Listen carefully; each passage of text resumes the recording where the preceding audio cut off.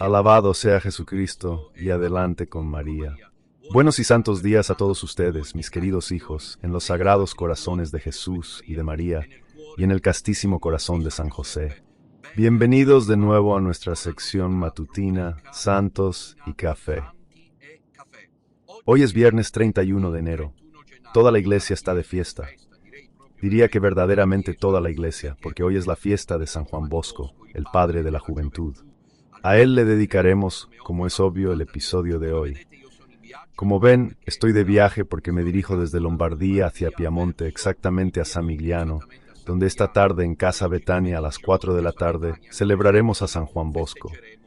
Llevo conmigo una preciosa reliquia, un fragmento de la sangre y de la piel de San Juan Bosco, con la que seremos bendecidos, con la cual, con esta reliquia, después, al final de la misa, seremos bendecidos. La cita es a las 4 de la tarde, y no sabemos cuántos fieles llegarán, esperamos muchos. En caso de que seamos muchos, más de los que caben en la casa, he pensado en organizar 2 turnos. A las 16. De inmediato celebraría entre Celestino y con un par de fieles más disponibles. Yo estoy abajo esperando a que termine él y luego subo yo. Y nada más hermoso, porque los espacios ya no nos alcanzan, evidentemente. Es algo bueno. Los espero, cari piemonteses, turineses, cuneses. Todos vengan esta tarde los que no. Parte de la falsa iglesia de Satanás celebrando a San Juan Bosco, donde él quiere ser celebrado por el lado correcto. Y luego les recuerdo la cita del domingo 2 de febrero y la fiesta de la Candelaria, la fiesta de la presentación de Jesús en el templo. Entonces nos vemos en el NH Congress de Asago, donde siempre nos hemos reunido últimamente, en Milán, obviamente, a las 15 horas. A las 3 de la tarde habrá posibilidad de confesiones, a las 3. En punto empezamos y luego habrá la acogida de la estatua de la Virgen. La Santa Misa, primero el Rosario, la consagración, la Santa Misa. Tras un breve momento de adoración y procesión. Se están organizando los autobuses, como saben, de varias partes. Y todavía hay disponibilidad para participar en este momento. Por favor, aunque sé que muchos se organizan por su cuenta, se organizan con los coches y con sus propios medios. El próximo domingo, entonces, 2 de febrero. Nos vemos en Milán a las 15 horas para celebrar la presentación de Jesús en el templo. Traigan con ustedes 3 velas que serán bendecidas en el rito introductorio de la Santa Misa. Luego la otra gran cita que se publicita es la de la fiesta de la Virgen de Lourdes, como ven, el 11 de febrero, martes 11 de febrero, en Verona, a las 18 horas, porque es día laborable y por lo tanto posponemos el horario, en el DB Hotel donde nos reunimos la última vez en el Verona Airport Congress vía aeropuerto Caselle. ¿He dicho Caselle? Eso es, sí. Entonces, a las 6 de la tarde, en ambos casos, tanto en Milán, pasado mañana, como en Verona, las entradas son gratuitas. No es necesario reservar. Ya anuncio desde ahora que el sábado 8 de febrero, la semana que viene, estaremos en Génova y el domingo 9 de febrero en Turín. ¿De acuerdo? Luego les daré los detalles la semana que viene para no crear demasiada confusión. Bueno, anoche hubo un episodio muy importante sobre el Apocalipsis y, de verdad, examinamos buena parte del capítulo 9 del Apocalipsis. Espero que hayan podido seguirla porque resultó ser muy interesante. Espero que ninguno de los que la siguieron haya soñado con langostas y monstruos diabólicos, porque el episodio fue realmente significativo. Os invito a todos los que no lo hayáis hecho a seguirla. La encontráis disponible en la lista de reproducción de Ragione Domina, la quinta y la sexta.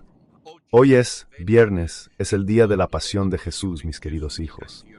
Así que adoremos a Jesús en la cruz, como tantas veces nos ha invitado a ser la Virgen en Medjugorje, la Reina de la Paz.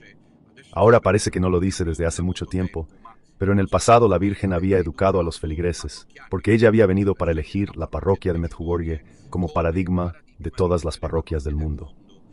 La Virgen invitaba los viernes a la adoración de la cruz. Es un momento muy hermoso, para sanar las heridas de la vida ante todo, porque Jesús en la cruz nos da su gracia que nos salva y nos sana.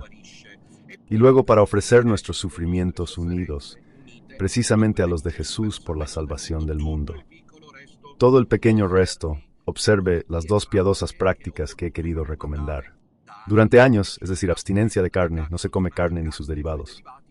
Y también, por favor, el ejercicio del Vía Crucis. Esta noche, desde Savigliano, tendremos el Santo Rosario con los pioneros y las familias. Creo que es la tercera o cuarta cita.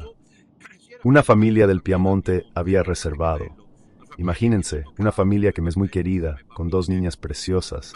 Pero vienen a Samigliano, así que les dije que estaba bien, que nos encontraríamos todos allí.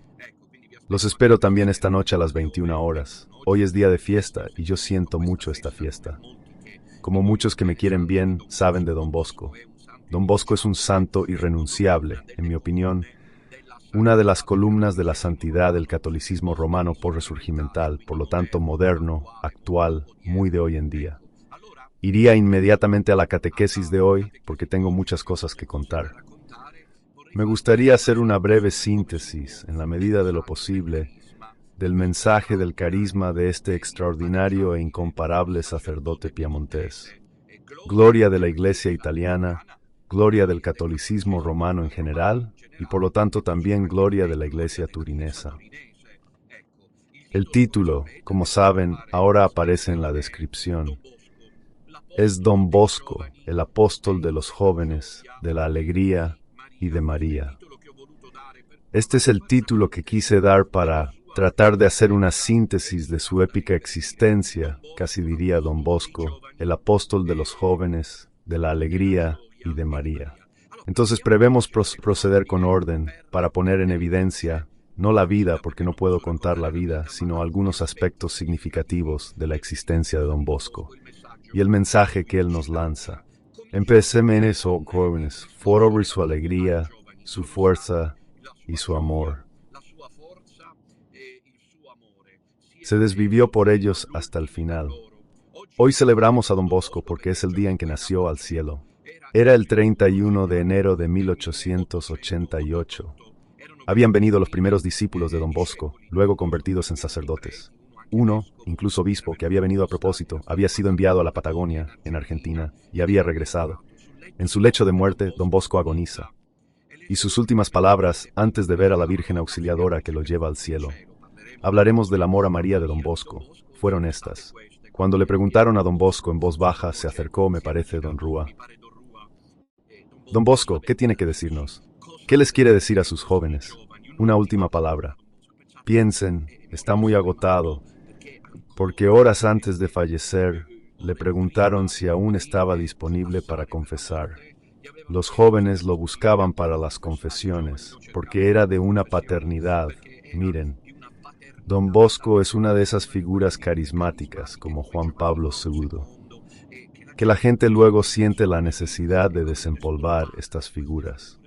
Y entonces Don Bosco, hasta el final, había confesado, luego realmente no pudo más, se metió en la cama, le pide a su...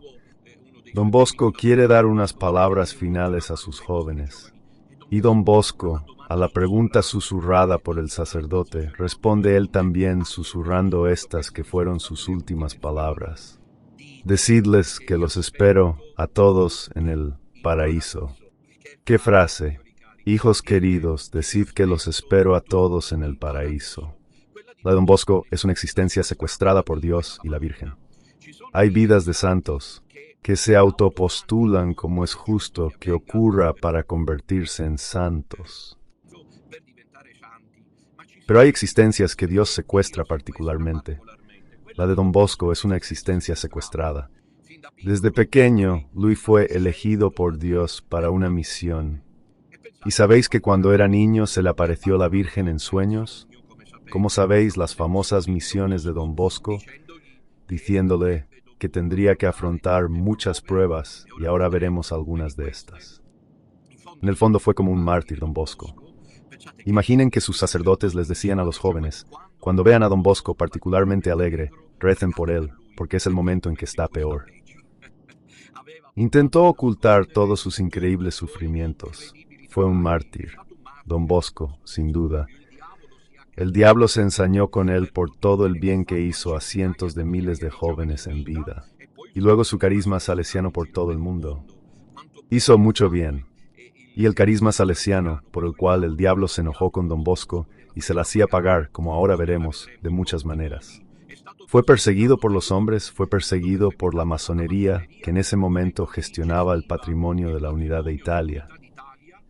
Y este era un sacerdote del que se hablaba en toda Italia, sobre todo en Roma, que le hacía la vida imposible al proyecto. Así que ahora, como veremos, sufrió algunos atentados. Y luego el obispo, contaremos la historia, espero tener tiempo. Cómo lo persiguieron, lo tomaron por loco, lo dejaron solo. Ha pasado muchas pruebas. Don Bosco y la Virgen le habían dicho, es más, Jesús antes que nada le había dicho, en el primer sueño de don Bosco, el de la vocación, de transformar los animales feroces que él veía en mansos corderos. Y el pequeño Juanito, que era un niño absolutamente extraordinario. Desde pequeño, don Bosco tuvo cualidades realmente singulares. Le preguntó a Jesús, ¿cómo puedo transformar a estos lobos y estas bestias con corderos mansos? Y Jesús les responde, don Bosco tenía 9 años, Juanito tenía 9 años. Dirígete a aquella a quien tu madre te enseñó a rezar 3 veces al día. Dirígete a aquella a quien tu madre, o sea, mamá Margarita, te enseñó a rezar 3 veces al día. El Ángelus, es decir, la Virgen. Y don Bosco, entonces ve a la Virgen que le dice que lo acompañaría toda la vida, que la Virgen lo acompañaría toda la vida, añadiendo a su tiempo, todo te será claro. Bueno, yo quisiera traer un testimonio también autobiográfico. Cuando era estudiante en la Gregoriana en Roma y tenía que subir y bajar de Sicilia para llegar a Roma, tomaba el avión y luego el tren. El Leonardo Express desde Fiumicino llegué a la estación Termini de Roma y justo allí está la Basílica del Sagrado Corazón, querida por el Papa León III con la ayuda de don Bosco. Y están los salesianos. Está el altar donde ofició por última vez un ya anciano don Bosco. Y allí se llama el altar de las lágrimas, porque la Virgen, cuando tenía 9 años, le había dicho en su momento, todo te será claro. Y ese día don Bosco tuvo don del encuentro con la Virgen que le dijo, ahora todo está claro para ti. Y don Bosco no pudo terminar la misa. Hijos míos queridos, él que siempre había sido tan alegre, jovial, feliz de entregarse a Dios, en ese momento empezó a llorar. Hay una placa que cuenta la placa, y tuvo que detenerse muchas veces llorando, porque había podido ver que la Santísima Virgen, la Auxiliadora, como él la llamaba, lo había acompañado durante toda la vida, lo había sostenido en medio de las pruebas, lo fortaleció ante las dificultades, le dio fuerza y coraje para seguir adelante. Ahora le resultaba todo claro. Y entonces volvamos a lo que estábamos diciendo. El jovencito se encuentra teniendo que aceptar una vocación, que es la de dedicarse a los jóvenes. La Virgen le dará otro sueño misionero, otro sueño. Él los llamaba sueños, pero probablemente eran visiones de la vocación. Un día, un joven don Bosco se ve invitado por la Virgen a traspasar una bella cancela llena de rosas, de pajaritos que cantan, de flores perfumadas, un lugar ameno. La Virgen lo invita a entrar y a caminar por esta hermosa avenida. Don Bosco cuenta que entró en esta espléndida avenida, oyendo a la Virgen decirle que se quitara los zapatos. Y entonces don Bosco se quita los zapatos y empieza a caminar por este sendero extraordinario, que es lo que luego lo llevaría precisamente a fundar la familia salesiana. Y empieza a sentir las espinas que se le clavan en los pies. Ve que estas espinas lo atraviesan, lo arañan y lo hieren hasta sangrar en los pies, en las piernas, en los muslos, prácticamente en todo el cuerpo. El pobre don Bosco querría detenerse porque sufre, pero ve que la Santísima Virgen le indica que proceda, que siga adelante, que no se detenga ante las dificultades, los problemas, los afanes que la misión conllevaba. Y así don Bosco avanza. Cuando llega al final del camino, se encuentra todo lleno de sangre, porque él realmente, como ahora les diré, ha sufrido muchas pruebas en la vida. Murió a los 73 años, consumido por el cansancio. ¿Cómo debemos hacerlo nosotros, sacerdotes? ¿Cómo hacerlo que don Bosco interceda por nosotros y todos los sacerdotes? Tenemos que gastarnos. hasta el agotamiento total de nosotros mismos, como decía San Leonardo de Mandic. Un verdadero sacerdote es aquel que muere agotado por las fatigas apostólicas. Y así don Bosco llega al final del sendero y se encuentra todo arañado, marcado por el dolor. La Virgen le dice aquello de vivirás con dolor.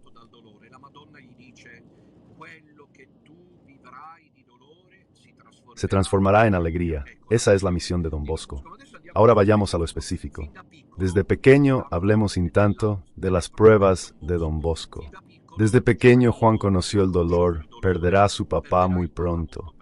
Cuando aún era un niño, porque su papá enferma gravemente y muere, queda huérfano de padre y en la familia. Todo cambia,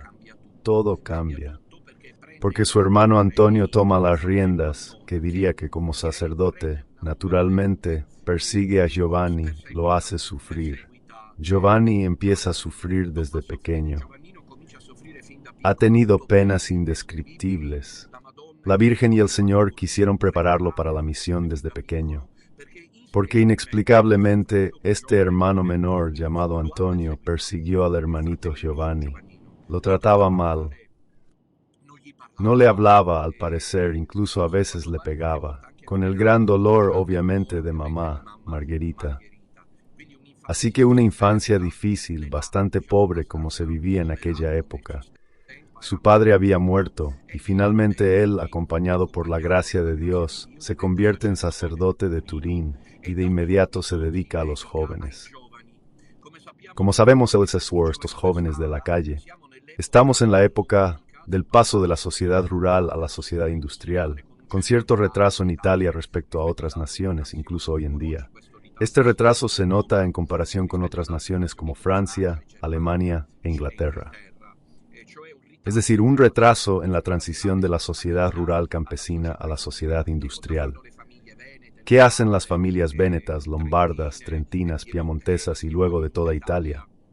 O se van a las grandes ciudades como Turín, o emigran y se van a América Latina la mayoría de las veces, tomando barcos o a los Estados Unidos. Y así en Turín, en el Turín del siglo XIX, donde hay un joven don Bosco. Llegan estos jóvenes que acampan, son la mano de obra de la delincuencia. La masonería juega mucho con ellos, porque los quiere utilizar para la delincuencia juvenil. Sabemos que estas cosas siempre han estado generalizadas, así que jóvenes que acampan en las calles, de las calles de Turín, jóvenes que vienen del campo, de entre 15, 20, 30 años, incluso a veces que van allí a Turín con la esperanza de encontrar la isla de oro, y en cambio se encuentran en la calle, abandonados por todos, sin un céntimo en el bolsillo y por lo tanto listos para la delincuencia. Y entonces don Bosco, como lo había entendido en el sueño que les he contado, comienza a cuidar de ellos. ¿Cómo? Con un método educativo muy preciso. El método educativo de don Bosco lo obtiene de San Francisco de Sales, el santo viejo Juan, que era el santo de la dulzura. Don Bosco había entendido que debía poner amor. Y yo digo que Dios le ha dado un don especial a don Bosco, un corazón especial. Ese es el don que, en mi opinión, Dios le ha dado a don Bosco. Un corazón especial, porque él debía dar amor a estos jóvenes. Atraía de la manera más insólita posible, hacía de todo para atraerlos hacia sí. Y el método era este. Los sábados y domingos, sobre todo los domingos, él los reunía a estos chicos y les hacía cometer el error de los juegos. De ahí también surge la idea del oratorio salesiano. Los hacía jugar, él era el primero en jugar, muy joven en jugar con ellos a la pelota o con juegos acrobáticos. Don Bosco es un personaje sobre todo por descubrir. Piensen que un día va donde un abogado que le debe dar un dinero. El abogado cambia de idea. ¡Ay! El abogado cambia de idea, no se lo quiere dar. Este dinero, entonces, ¿qué hace don Bosco?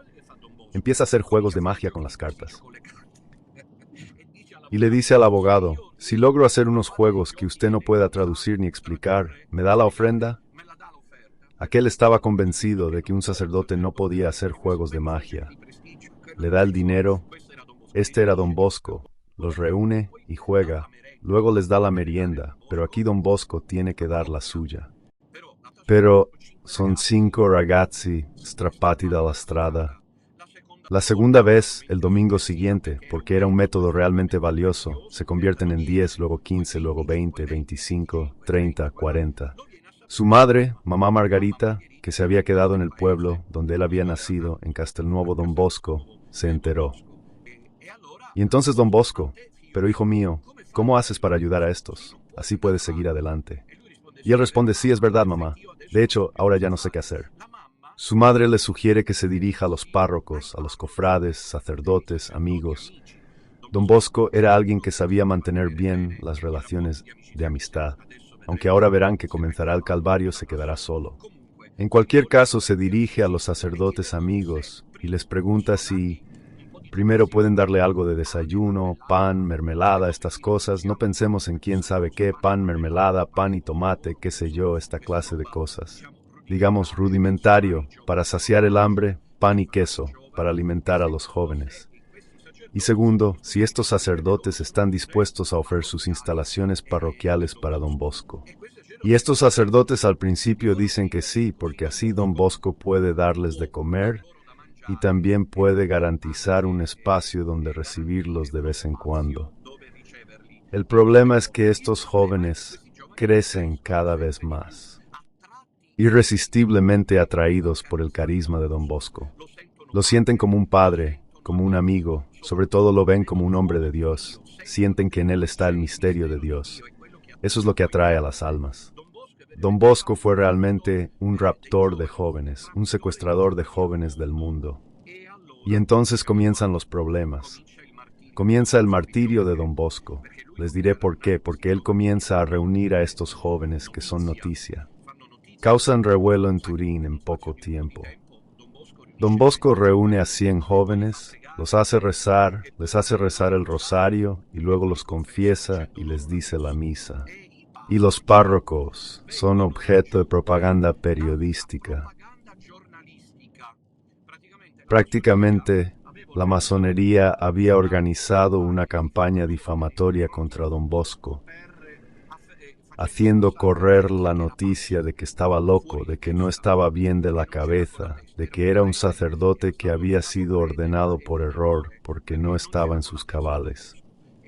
Y esta noticia se difundió precipitadamente por toda la ciudad de Turín, debido a los enemigos ocultos de la masonería, que veían que así Don Bosco los vencería, porque les quitaba toda la delincuencia y toda la mano de obra barata. Pueden imaginarse cómo se abusaba de esta mano de obra tan preciosa de los jóvenes, con un salario mínimo, con jornadas laborales interminables. Y a menudo los jóvenes se enfermaban y morían.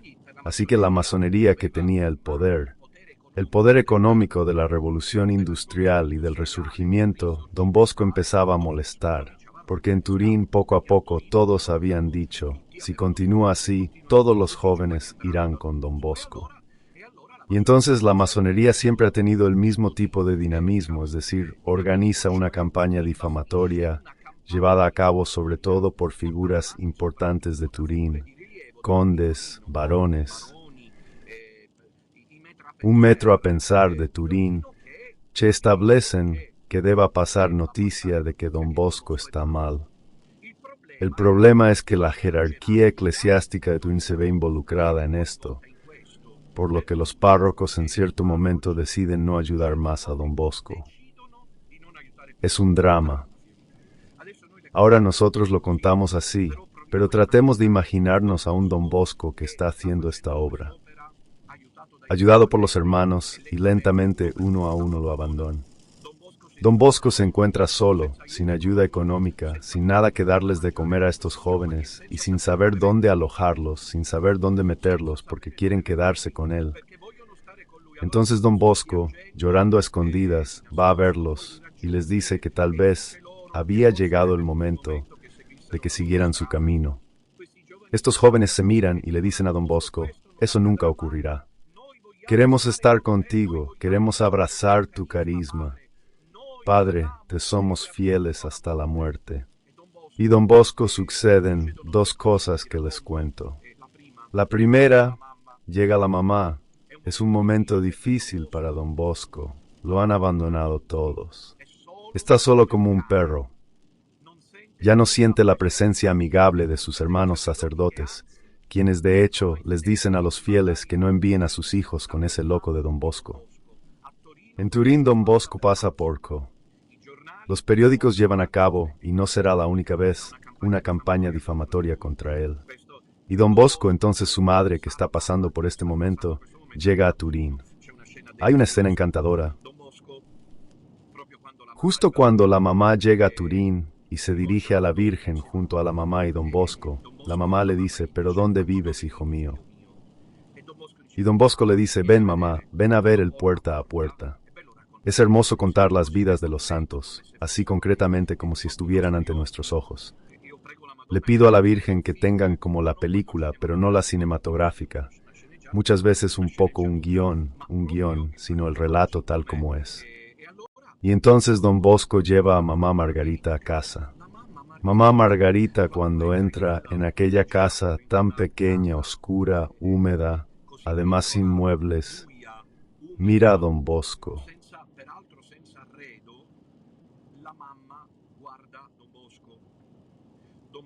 Don Bosco mira a la madre. Es el momento de la extrema miseria. Don Bosco es considerado un loco, lo han abandonado.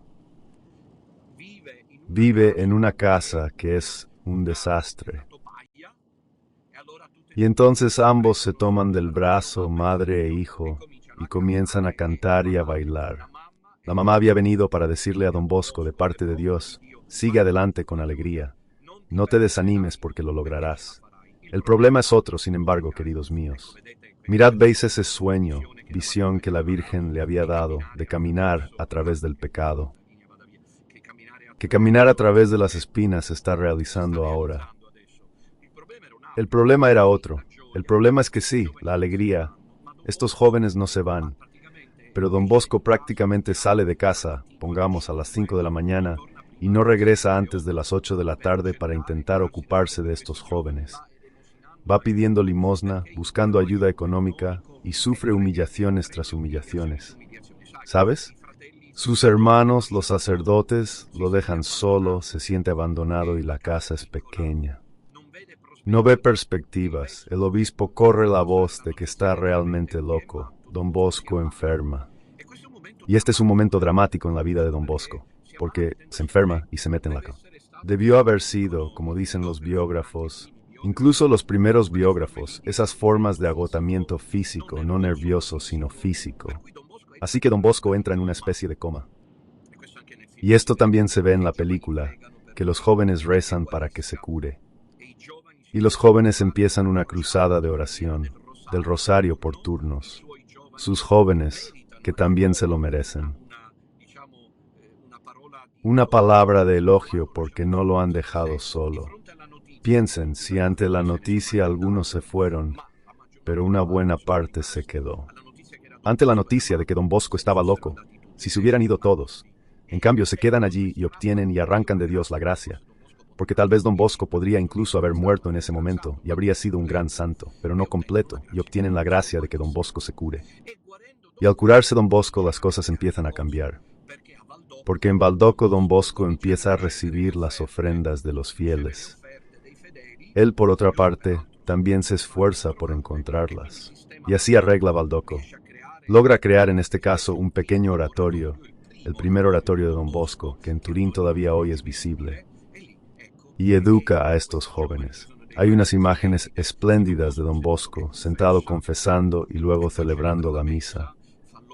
Les da una predicación sobrenatural sorprendente, inculcándoles el amor por las virtudes cristianas y sobre todo la pureza.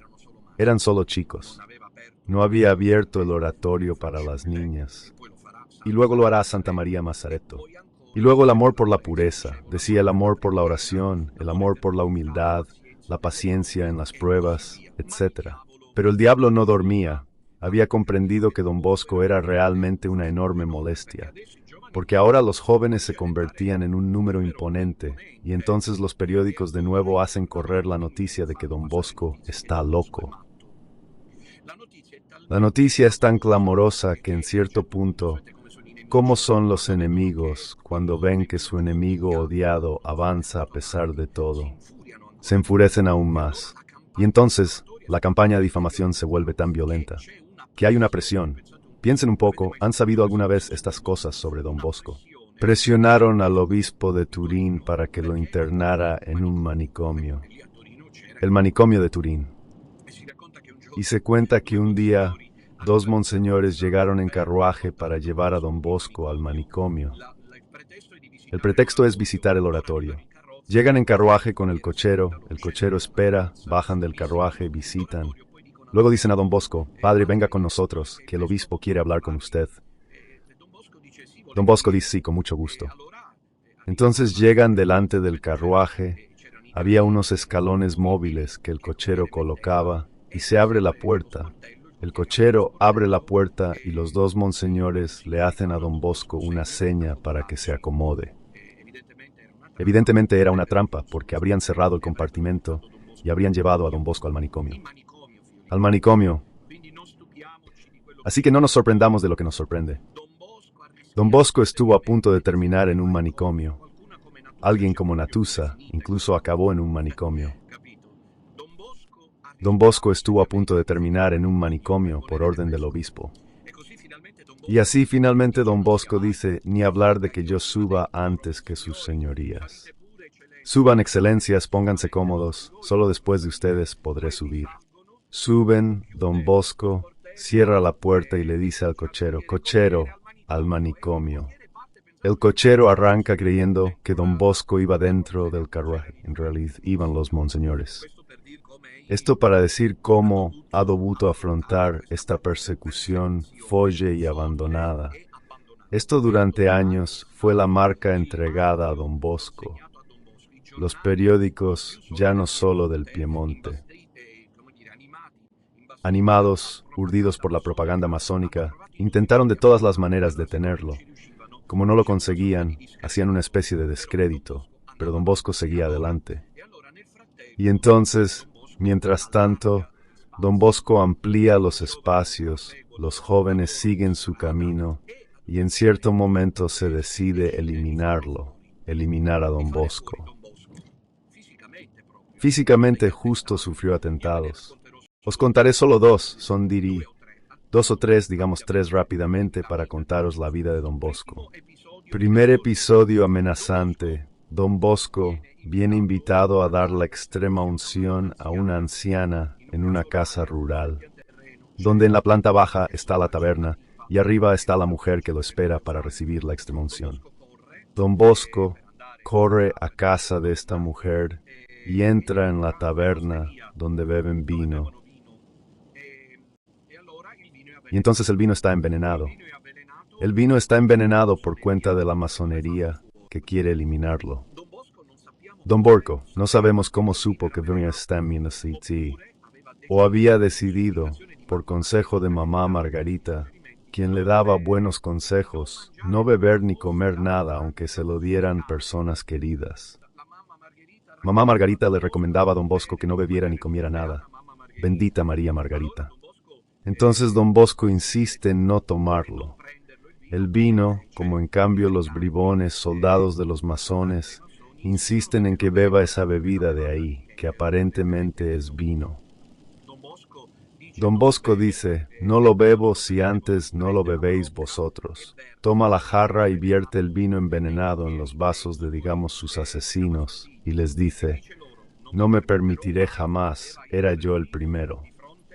Los pone contra la pared frente a los dueños del local, ¿entiendes?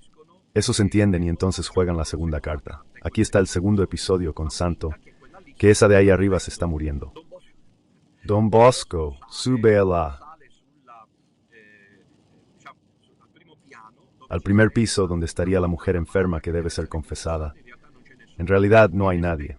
Apagan la luz para darle una paliza de santo razón a Don Bosco, el cual, entendiendo enseguida, evidentemente por la ayuda de la Virgen, porque la Virgen nunca lo ha abandonado.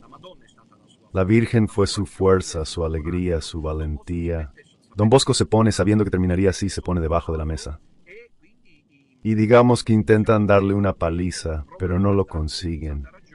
porque Don Bosco para los golpes con la mesa se acerca a la salida, pero no se confíen, porque se las tuvo con Don Bosco y les tira la mesa encima, huyendo.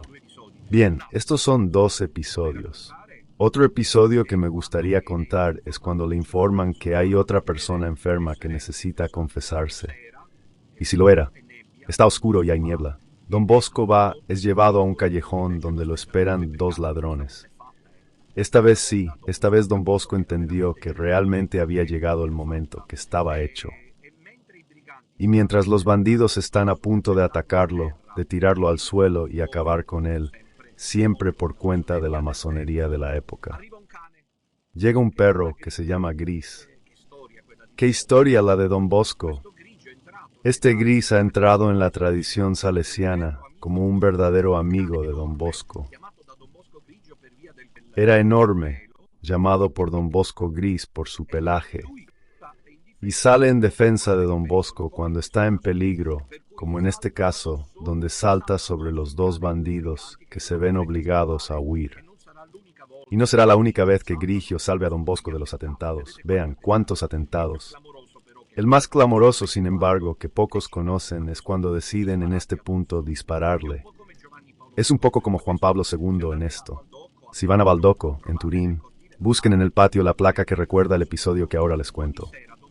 Cada noche Don Bosco, antes de sentarse con sus chicos e ir a su habitación, Don Bosco, antes de dormir, narraba historias de santos, de Jesús y María, y concluía con un llamamiento a la virtud. Mira, una de esas tardes, mientras Don Bosco estaba levantando los brazos, porque cada tarde los extendía, entra un asesino y dispara un tiro de pistola.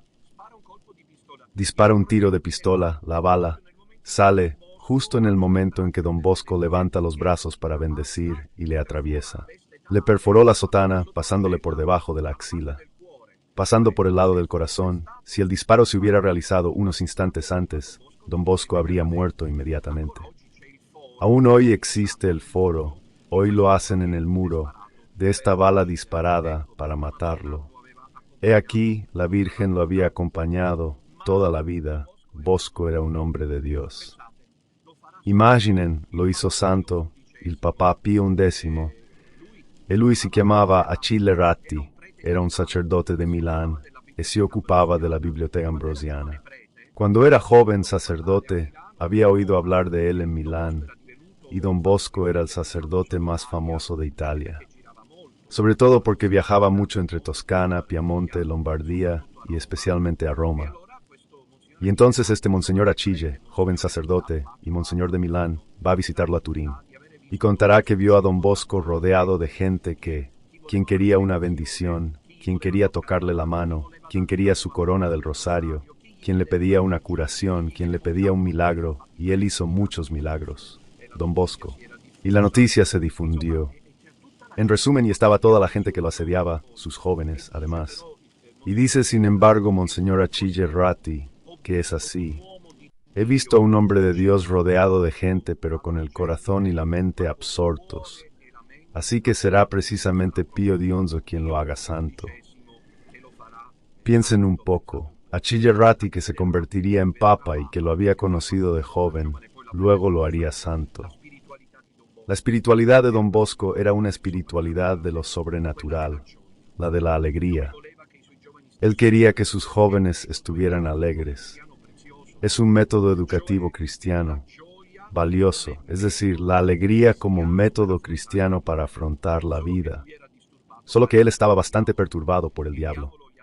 El diablo siempre le ponía palos en las ruedas. Les dije que intentaron hacerlo pasar por loco. Les dije que los sacerdotes, sus hermanos, lo abandonaron.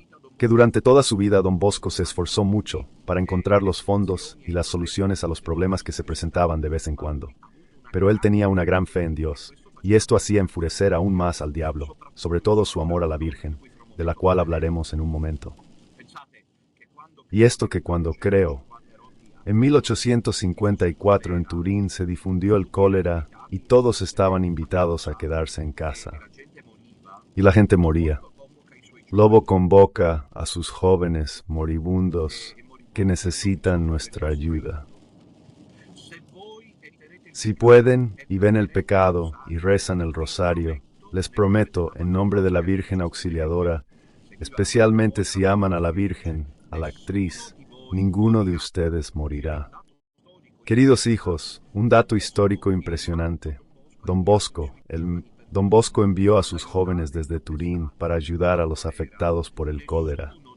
Ninguno de los jóvenes del oratorio contrajo el cólera y ninguno de ellos murió, excepto uno que había pecado y había desaparecido. Así que piensen en Don Bosco. Y luego está la historia de Carleto. ¿La recuerdan toda? Todos Carleto y ese joven muchacho que muere intentando a toda costa confesarse con Don Bosco. Don Bosco no llega a tiempo y encuentra al niño muerto, ya acostado en su lecho de muerte. Son todos los parientes y familiares que lloran. Don Bosco parece que está escuchando el Evangelio. Dice, pero no está muerto, no está muerto. Dejadme a solas con él. Cierran la habitación y Don Bosco lo llama. Carleto, Carleto, vuelve a la vida. Don Bosco ha resucitado al muerto. Carleto, vuelve a la vida. Y se confiesa con Don Bosco, y luego Don Bosco le dice, Carleto, ahora llamamos a mamá. Y Carlitos lo mira, y le dice a Don Bosco, si no le importa, padre, me gustaría volver de donde vengo. Mis queridos hijos, las vidas de los santos, si no les gustan, lo siento, Don Bosco, pero ¿no quieres ir con tu mamá? Sí, yo amo mucho a la mamá, Don Bosco, y también los amo mucho a ustedes. Me gustaría mucho estar con ustedes, pero qué hermoso es lo que he visto. Déjenme regresar. Don Bosco, denme la obediencia, permítanme regresar de donde vengo, es decir, del paraíso. Y entonces Don Bosco le dice, ve Carleto, ve y recuérdame. ¿Os imagináis qué historia? Pero precisamente por eso, como donde él iba, llevaba la presencia de Dios, donde él se encontraba. Don Bosco llevaba el amor, el carisma de la santidad. El diablo lo persiguió toda la vida. Y aquí abro un paréntesis, es una ley de María porque Don Bosco nunca contó los problemas que el diablo le causaba. Las estaciones mentales, las estaciones físicas, mentales y físicas. No sabría deciros cuál de las dos es peor. Ninguna es grata de vivir. Agresiones físicas y agresiones mentales, pensamientos de desesperación, de abandono de Dios, miedos, temores, angustias, preocupaciones, ansiedades suscitadas por el diablo. Don Bosco las conocía. Como les dije, sus sacerdotes decían a los jóvenes, cuando veían a Don Bosco particularmente alegre, rezad porque Don Bosco está mal. ¿Por qué había decidido no mostrar a nadie su sufrimiento? Un poco lo había hecho con su madre, la madre que luego moriría y lo dejaría de todos modos en la calle.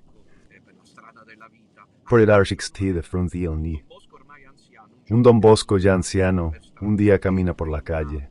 Entró en una de esas calles interiores de Turín, del casco antiguo de Turín, y vio a su madre. Lo cuenta él, vio a su madre. Viene a verlo, imaginen qué escena. Su madre ya estaba muerta. Así como verá después al pequeño Doménico Santo, y cuando Don Bosco ve a la mamá comienza a cantar las canciones de Dios, las alabanzas celestiales, y Don Bosco dice, María, ¿sois vos? Han pasado años y la madre responde, sí, hijo mío, soy yo. ¿Pero estáis en el paraíso, madre? Sí, hijo mío, estoy en el paraíso, aunque haya tenido que pasar por el purgatorio.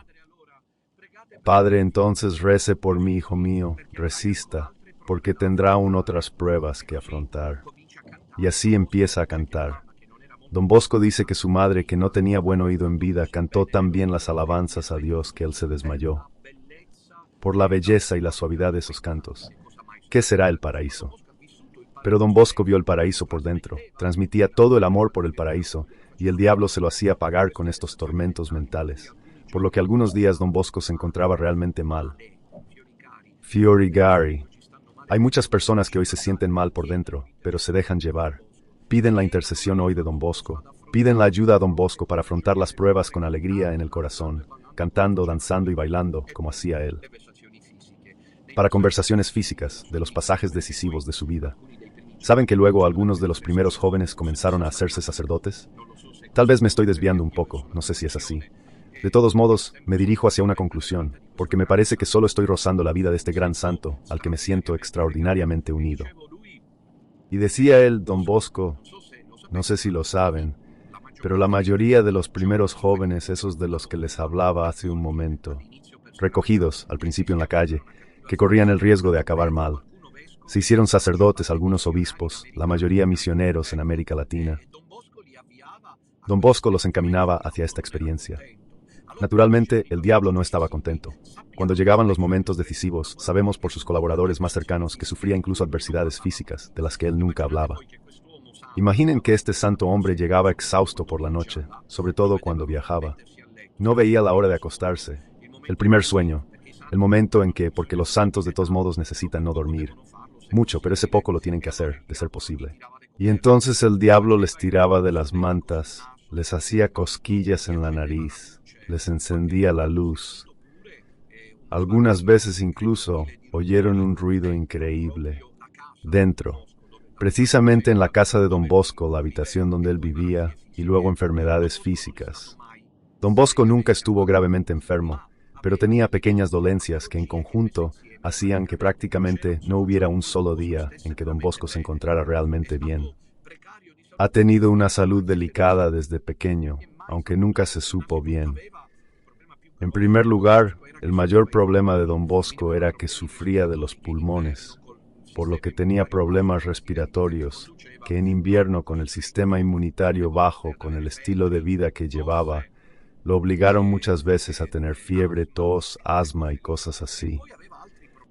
Luego tenía otros problemas físicos, algunos de los cuales desconocemos. Al parecer, parece que también sufría de presión arterial alta.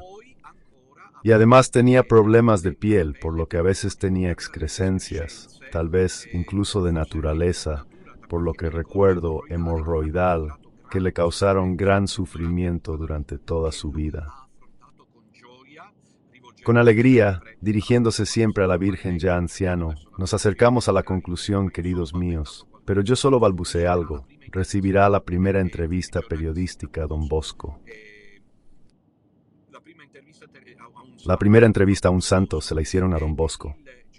Y el periodista le pregunta, Don Bosco, usted es el sacerdote más conocido del mundo, más que el Papa, y usted es el sacerdote que ha construido un imperio espiritual y un imperio con los jóvenes. ¿Cómo lo hicieron, Don Bosco? Don Bosco lo mira y responde así, pero yo no he hecho nada. Lo ha hecho todo la Santísima Virgen. Acerquémonos a la conclusión ya viejo. Don Bosco debe prepararse, sin embargo. Todavía no del todo, viejo para la prueba final, digamos. Y es esta. A pesar del ataque de la masonería y el hecho de que en Turín durante años lo hubieran considerado loco, prácticamente dejándolo solo, Don Bosco resistió y lo logró.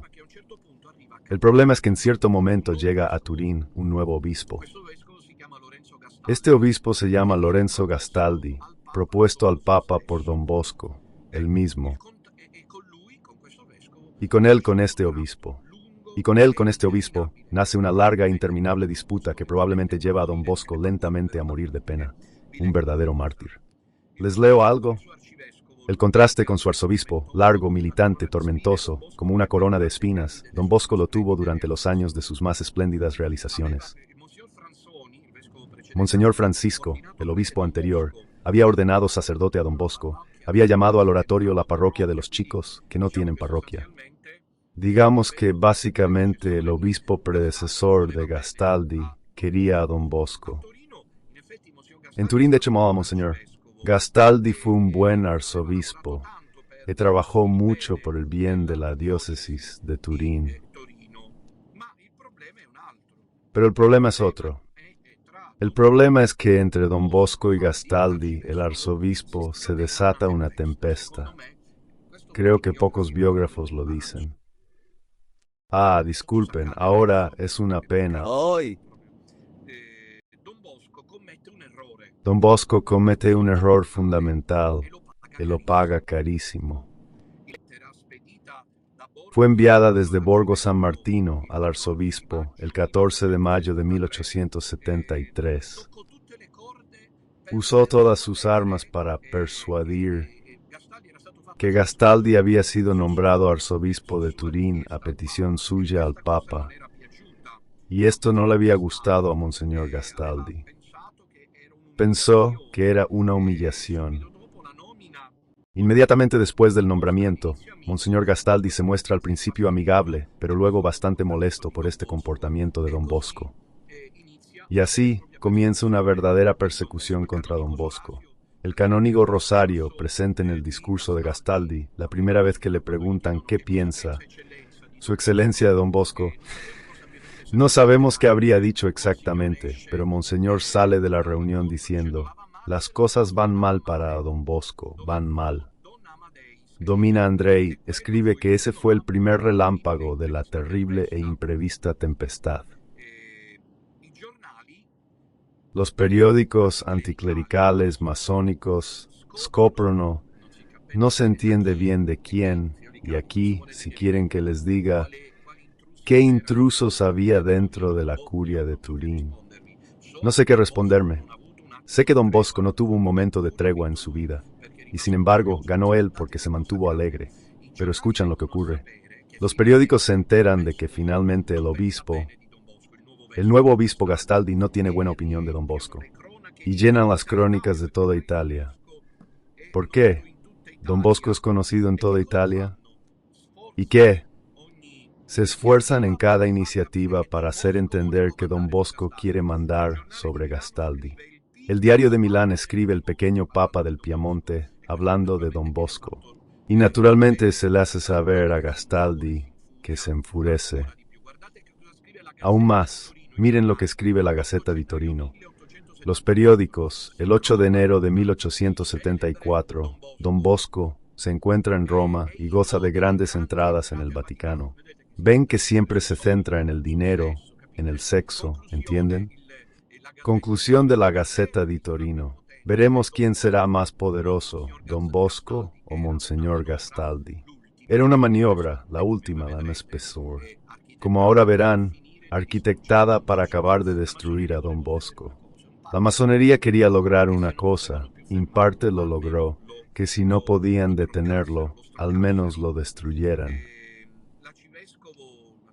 El obispo, naturalmente, cerca de mantener la calma, pero se siente ofuscado por la imponente presencia de don Bosco.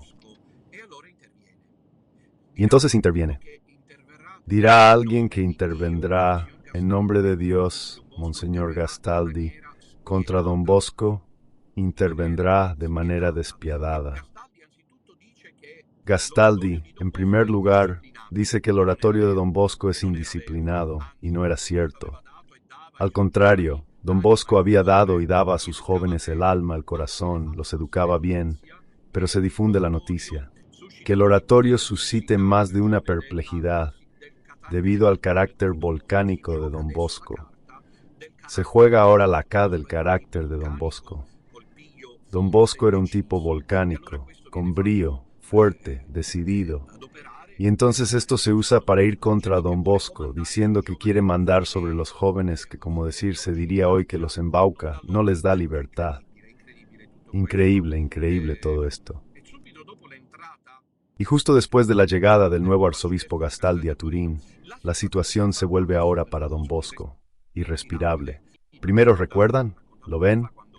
Se lo conté hace poco cuando lo hacían pasar por loco. Solo que ahora don Bosco está más avanzado en años y esta vez le cuesta. Enferma gravemente. El obispo Nuncio Gastaldi se entera de que don Bosco está enfermo y le pregunta a don Carleto, uno de los primeros. Colaboradores de don Bosco, ¿cuántos de ustedes son firmes y decididos en su vocación? Más de 150. ¿Y si papá don Bosco viniera a morir? Vean, por desgracia también la manera un poco sádica del obispo, que al igual que los periódicos lo llamaban papá don Bosco. Era algo que lo hacía sufrir tremendamente. Don Bosco sufría tremendamente, hijos míos, queridos. Se sentía mal sin demostrarlo, sufría como si se estuviera muriendo. María con los ganchos, muchas veces. Esta persecución mediática, propagandística, es peor que la muerte de los mártires en los anfiteatros romanos. ¿Y si el padre Don Bosco muriera?, pregunta el obispo. Respuesta: buscaremos un tío que le suceda. Está bien, pero esperemos que Dios lo conserve. Mira, esa era un poco la atmósfera que se respiraba dentro del entorno de Don Bosco. Entonces el obispo decide ir a visitarlo. Es dramático. Monseñor Gastaldi va a ver a Don Bosco. Uno de los jóvenes, que luego se convertiría en canónigo, contará que vio al arzobispo bajar las escaleras con paso apresurado, de modo que Don Bosco apenas podía seguirle el ritmo, porque estaba enfermo. No les prestó atención. Ante los vítores de los chicos, se metió en el carruaje sin saludar a los jóvenes y se fue. El obispo era una furia. Le dije a Don Bosco: la fiesta no ha terminado bien, ¿ha habido algún...? Y él respondió: ¿qué quieres, Mai? El arzobispo quería estar al mando de la congregación salesiana. O sea, fue allí para decirle a Don Bosco: dame tu obra. El obispo fue a ver a Don Bosco para decirle: tú fundaste a estos jóvenes, no puedes guiarlos. Era el diablo, lamento decirlo, pero ese era el diablo. Era la prueba final para Don Bosco. Satanás, enfurecido, quería arrebatarle su obra. ¿Y saben qué le dijo el obispo a Don Bosco? No eres capaz. Madre mía, imagino la pena y el martirio que sintió Don Bosco al oírse decir eso de la suprema autoridad local del obispo de Turín. No eres capaz de sacarlos adelante, los estás arruinando, los plagias, no les das libertad. Es una buena realidad, pero no es mérito. Tuyo, es más, la estás arruinando. Yo me encargo. El joven pregunta: ¿qué me propuso Don Bosco? ¡Qué drama! Y aquí es hermoso porque Don Bosco no se calla, esta vez como Juan con Jesús, dos cosas que abre. Que Don Bosco vuelva sobre sus pasos, esté contento de hacer de los salesianos una congregación diocesana, entregándosela al obispo. Escribirá al cardenal Bizzarri: Don Bosco tiene un talento especial para criar jóvenes seglares, pero no tiene talento para educarlos. Bien, a este punto. Empiezan, aunque la obra había sido, olvidaba decirlo, reconocida por el Papa, las medidas punitivas. El 16 de diciembre de 1876, Don Bosco tuvo que exponer, en una carta al cardenal de Roma, Ferrieri, uno de los colaboradores del Papa, los principales puntos de fricción. Lleva un poco de tiempo, pero creo que querrán saber cómo termina esta historia. Las decisiones tomadas por voluntad del obispo de Turín por parte de Roma, contra el que los periódicos llamaban maliciosamente Don Bosco, estaban a punto de obtener la verdadera victoria. Primero, Don Bosco ya no puede confesar. Segundo, Don Bosco debe irse de Turín para asegurarse de que no confiese a escondidas a sus jóvenes. Tercero, Don Bosco ya no podrá poner un pie en las casas salesianas por él. Cuarto, retiro de predicación a algunos de sus más estrechos colaboradores sacerdotes. Quinto, se niega a Don Bosco a participar en las celebraciones más solemnes del oratorio. Sexto, rechazo a Don Bosco de administrar la confirmación a los chicos del oratorio y prohibición de que otros obispos lo hagan en nombre del Papa Don Bosco. El Papa estaba destronado, Santa se estaba vengando. El 25 de marzo de 1878, Don Bosco da a conocer una nueva lista de medidas punitivas. Primero, es amenazado con la suspensión inmediata de las confesiones. Segundo, los sacerdotes salesianos, algunos han sido suspendidos durante 8 meses. Tercero, los jóvenes que están listos para la ordenación sacerdotal son bloqueados. Y esto es lo que más hacía sufrir a Don Bosco, hasta el punto de hacerle llorar. Fue el hecho de que el Papa Pío IX, que lo había admirado, que había encontrado con las puertas abiertas, siempre en Roma, esta vez como gran amigo y gran protector, se enfría con él. Don Seria escribe que el continuo pintar a Don Bosco como un hombre testarudo y casi fascineroso también influyó en el ánimo del Papa. Pío IX muere el 7 de febrero de 1878, mientras arrecia la tempestad, se convierte en Papa León XIII, que no conoce a Don Bosco. y que lo quiere en audiencia la primera vez el 16 de marzo. Entonces inmediatamente después se ve que el informe sobre el llamado Papa Don Bosco, al que todos sus enemigos querían eliminar, era urgente. Tanto es así que el Papa es nombrado en febrero y León XIII lo recibe en marzo. 16 de marzo. El informe de Don Bosco es triunfal.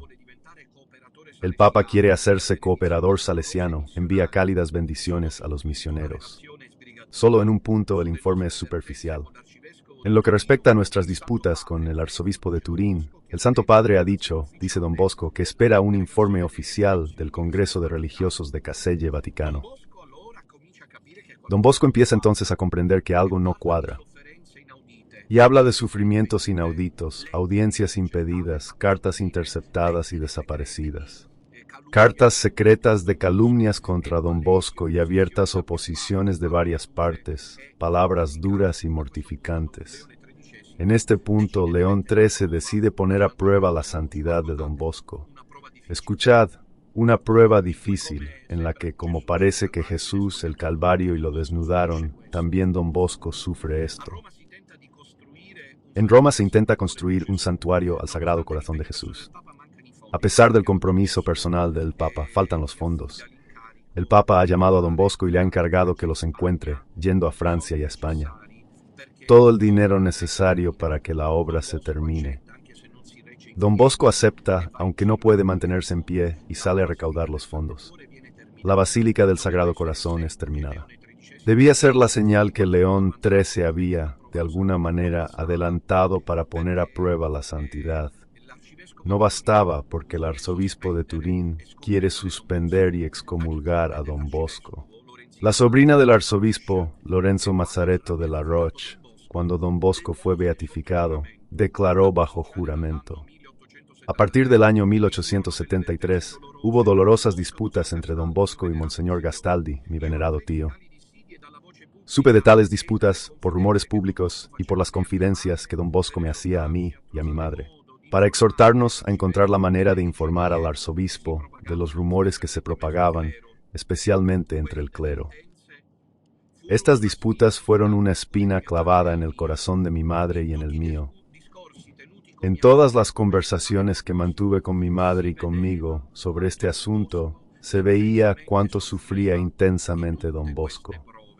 De todas estas pruebas registré en mi diario que este parole di Don Bosco. Escuchen, son palabras de Don Bosco.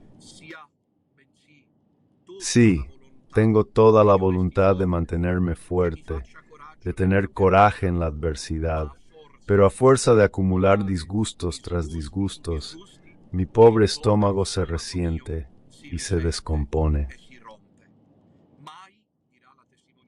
Jamás dirá el testigo, vi en mi vida a Don Bosco cambiar de fisonomía, pero aquella vez, alternativamente, mientras hablaba, se ponía pálido y luego se le inflamaba el rostro. Uno de sus biógrafos, don Teresio Bosco, escribirá que, como el Papa le había pedido que se disculpara con el obispo, Don Bosco deberá aceptar y beber este cáliz amargo, pero se convertirá en la sombra de sí mismo. Y así se encamina hacia la muerte. Se encamina hacia la muerte, una situación tan incierta.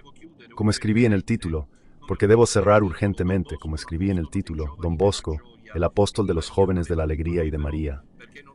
Había vencido él, sin embargo, porque a pesar de que la muerte lo encuentra adolorido y agotado, él permanece en la alegría, y así quisiera contar el último episodio cuando él celebra la última vez en Roma. Entiende que todo está claro. Vuelve Train, con una flebitis aguda que le impide mantenerse en pie. Le causa grandes sufrimientos físicos. Es una de las últimas veces que Don Bosco baja al oratorio. Un niño corre hacia él con el balón gritando, «Don Bosco, Don Bosco». Don Bosco se gira, anciano ya listo para morir, y lo mira. «¿Qué pasa, hijo mío?» «¿A dónde vamos, hijo mío?» «Ah», dice Don Bosco, mirándolo largamente, como si en ese niño hubiera querido ver a todos los jóvenes que él, con su sacrificio eterno. «Nos vamos al paraíso, hijo mío. Vamos al paraíso». Da la vuelta y sigue su camino. Se va a la cama para no levantarse más. Y así, en el momento de la muerte, Don Bosco, ¿qué quiere decirles a sus muchachos? Digan que los espero.